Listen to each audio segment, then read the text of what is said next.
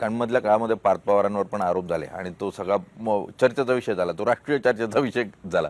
मुळात हा विषयामध्ये तुमच्याशी काही चर्चा झाली होती का? आणि विरोधक तुम्हाला याच्यात टार्गेट म्हणजे तुमचेच मित्रपक्ष तुम्हाला टार्गेट करताय का? जी माझ्याशी चर्चा झाल्यावर मी चुकीचं कुठलं काम कधी होणंच दिलेलं नाहीये.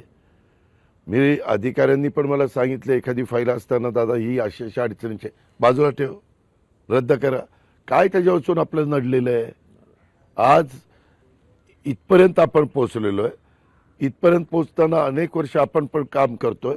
माझं काय होतं, मी सकाळी लवकर कामाला लागतो. आता आज पण तुम्ही घेतली, तुमच्या आधी एक इंटरव्ह्यू मी दिलेला आहे, ते 6 वाजताच आले होते. त्याच्यामुळे मी किती वाजता रात्री झोपलो तर 6ला तयार असतो आणि कामाला सुरुवात करतो.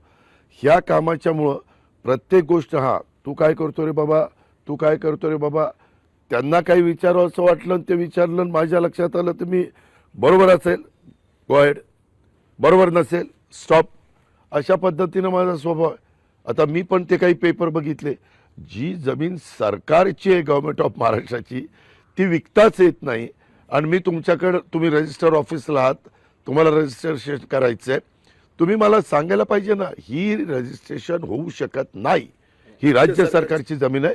आत्ता लीजवर बॉटॅनिकल गार्डनला केंद्र सरकारला दिलेली, लीज संपल्यावर ती पुन्हा आमची होणार आहे. संपला विषय.